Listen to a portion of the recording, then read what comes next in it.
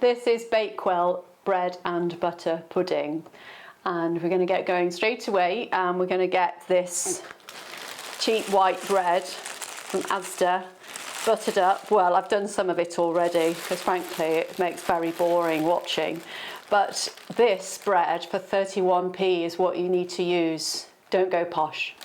This pudding is brilliant. This bread does something in the oven, I know not what or why, but I know the result is puffy perfection. So find it, use it. So we're going to... There's absolutely no need in going artisan bread or anything like that at all here. No. I mean, you could take this magic mix here of this milky magic mix and try lots of different breads. You know, people would probably want to use things like hot cross buns, brioche, you know, anything bready. But I did try this after using a seedy batch one, and it was all right. And actually, you came to say we did a brown one, didn't we? But this is where it's at, and it does something in the oven. And I made it from some friends, and we were just like, how has it done it? So we'll show later what it does, but it puffs up and it's amazing.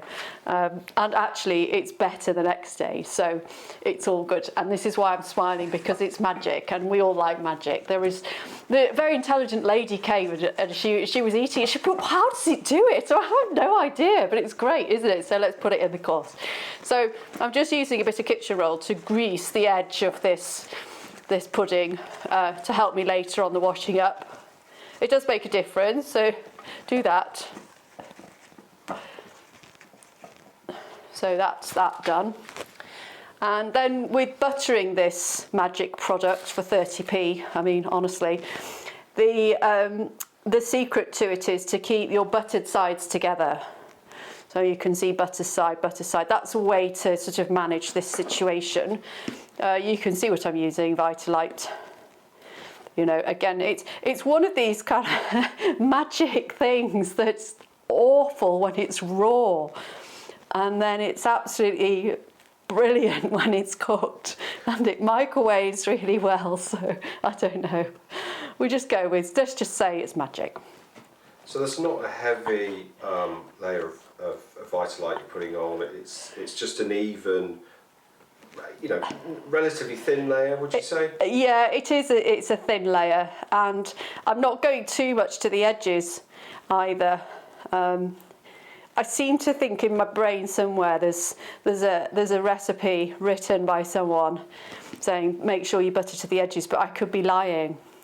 So we don't know, do we? But the magic of this is obtained by a thin layer, relatively thin layer here, and then leaving it for a good hour or so to soak up everything before then putting it in the oven. So this is an ideal pudding for friends, family, and if you're doing it for a Saturday evening or a Sunday, then do it in the morning and just let that bad boy sit all day, and then I think that's when the magic happens. It just does something.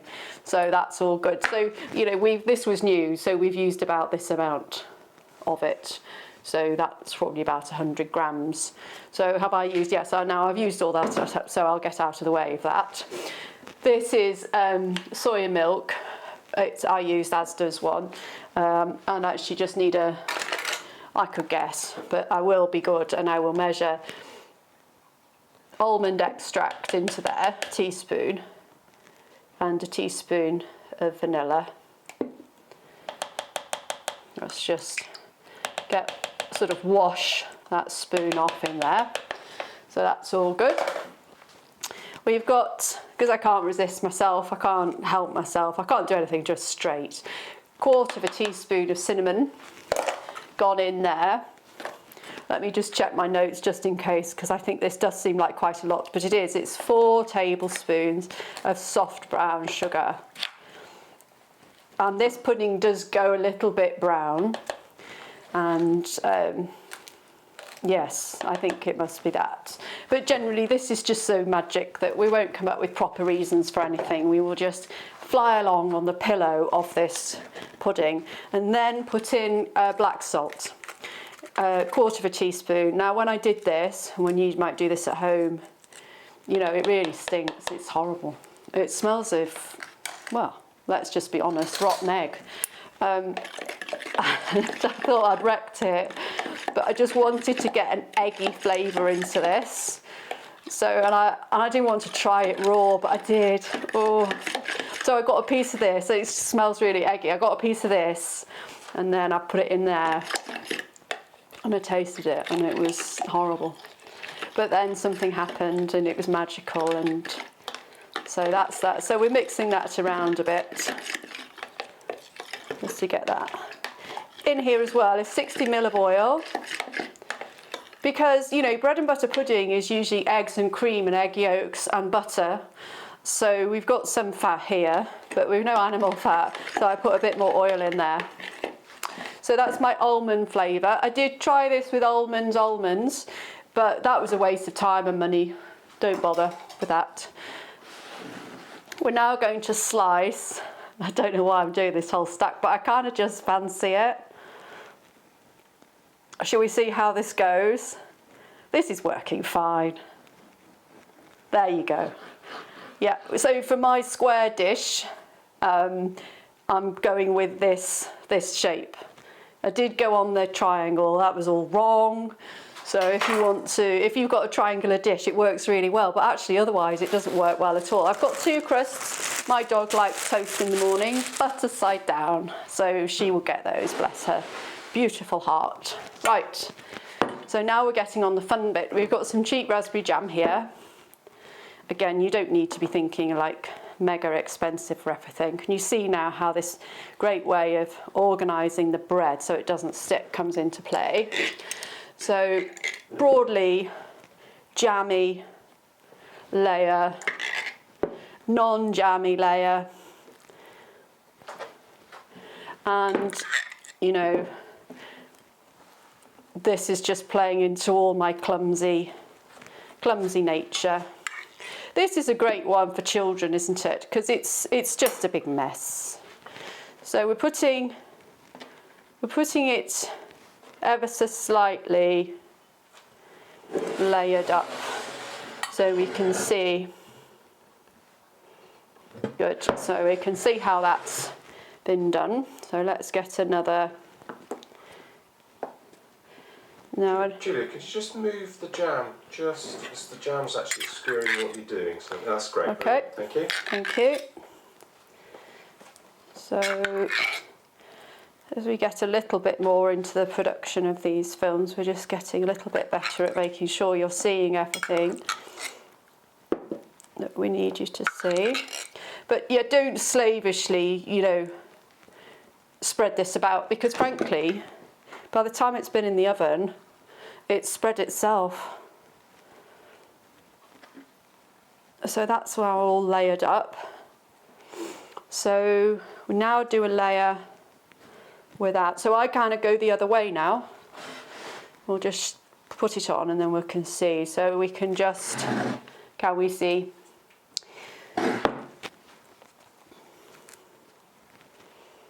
Oh, it was a horror show. This at school, I had this at school. Well, no, I wouldn't go anywhere near it. It was just like these dry crusts and this horrible middle. Ugh. No. I don't know whether you had it at school, but I just, oh. Bread and butter pudding, I was like, oh, it's bread in milk. How revolting, given that I hated milk. So yeah, I'm doing quite well now. I've got two blobs on the surface. We'll be going for at least one more. It's just in my genes, being a little bit on the clumsy side. Remember to put that out of the way of the camera.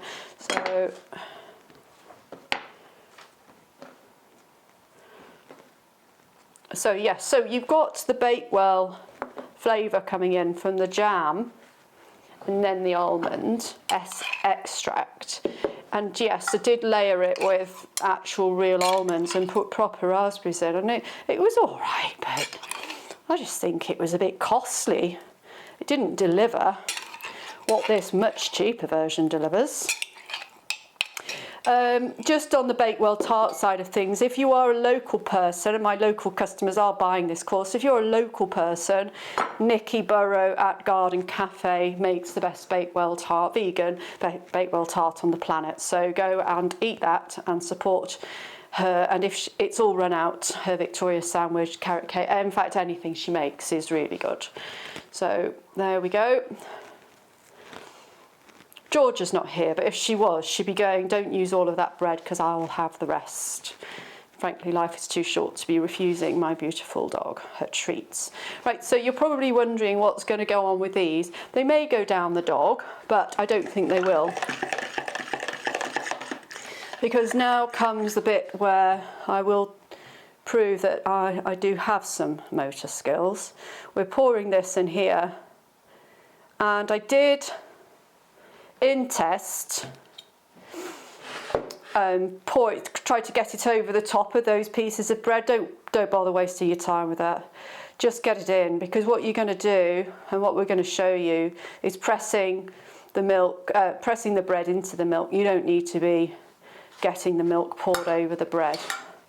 So it smells really eggy. Honestly, I don't believe what it does. Mind you, raw eggs weren't my favourite smell before vegan days. But just get it in. And again, during development, I was like, do I need this much? But you kind of do, because, you know, it's going to sit for a while. I'm going to pour some down the middle. It just helps spread it around a bit. But you don't really need to pour it over this bread, because it repels it anyway, so it's a waste of time. If you want to put more jam in, do. But it is quite jammy at the end. And then here we've got some, well, I don't know what that is. I suppose that must be just a bit of sugar that I haven't mixed up properly. Must be. But anyway, we'll put him in and we'll put him down the sides, and then we won't see him. So that's that. I can cook, but I can't make matter. So I suppose it must be. There's too much of it to be cinnamon, so it can't be that.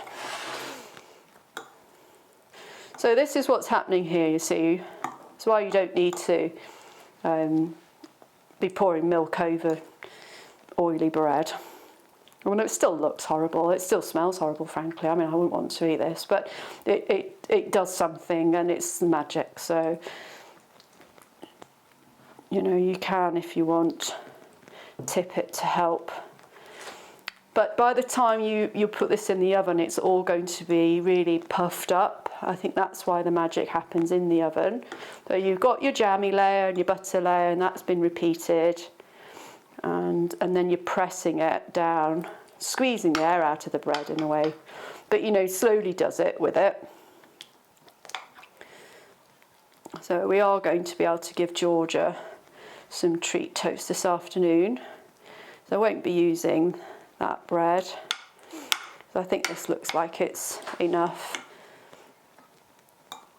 I thought when I did this before I'd used all of it bar the crust, but maybe I hadn't. But that's fine there. So that's all good, and that's busy soaking up that milk. And you can see that there's not like tons of it pouring out. So it needs to sit for minimum of an hour, if not more, ideally more, but definitely an hour. And then this cooks and it puffs up and it goes all hard and crispy on the top. And then you wait while it just goes down slightly, and it's just kind of done sort of what an egg would do, which is to just build things up a little bit in here. So that's it. We're ready to go. It's not looking great, but it's going to taste amazing, and it looks fab when it's cooked.